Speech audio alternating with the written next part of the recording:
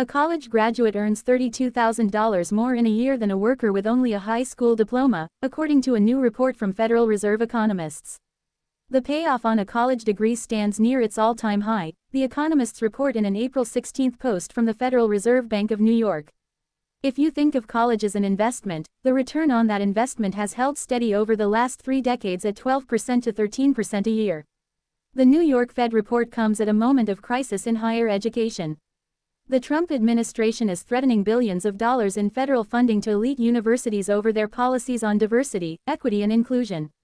Need a break? Play the USA Today Daily Crossword Puzzle.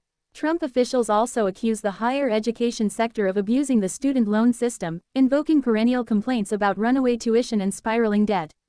In an April 21 Wall Street Journal op-ed, new Education Secretary Linda McMahon accused the industry of hiking tuition and piling up multi-billion-dollar endowments while students graduate 6 figures in the red. The DAI broadsides resonate with Trump's base. Half of Republicans have little or no confidence in higher education, compared with 12% of Democrats, according to Gallup polling. Among those who lack faith in academia, the most common complaint is that colleges harbor political agendas. Concerns run from liberal bias to rising costs to lackluster career preparation. A 2024 report from Pew Research Center found that only 22% of Americans believe college is worth the cost for a student who must take out loans. Only 1 in 4 said a college degree is very important for getting a good-paying job. If the goal of college is to earn more money, then the New York Fed report suggests academia is doing a good job. The analysis found that a typical college graduate earns about $80,000 a year, compared with $47,000 for a worker with a high school diploma. The college wage premium tends to grow over the course of a career. Judging the value of a college degree is not about your first job. It's about the advantage you get over your working life, said Jason Abel, head of microeconomics at the New York Fed. College isn't worth it for everyone.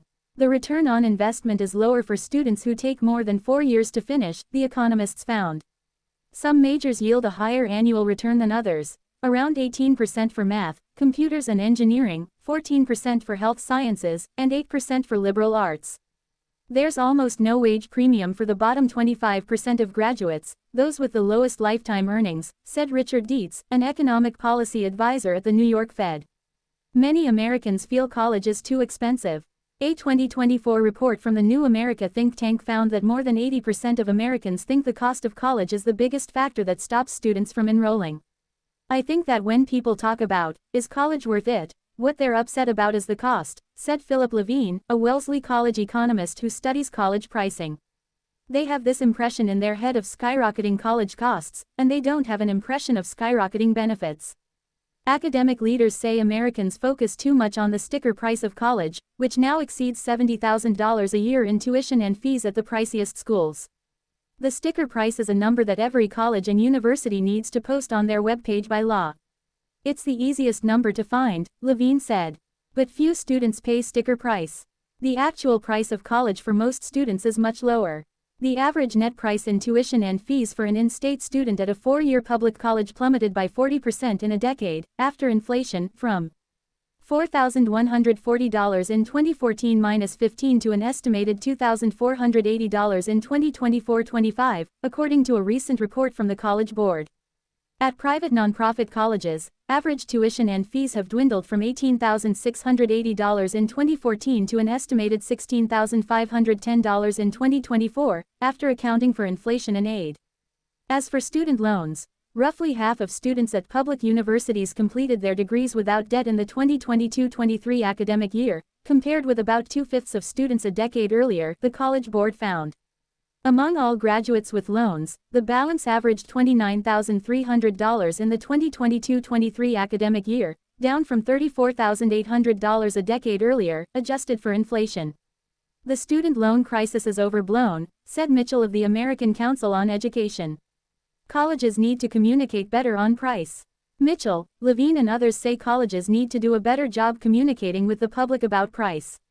For many years, Levine said, academic leaders have been reluctant to share the sort of data compiled by the College Board, the actual price of attendance for a typical student, based on family income and wealth.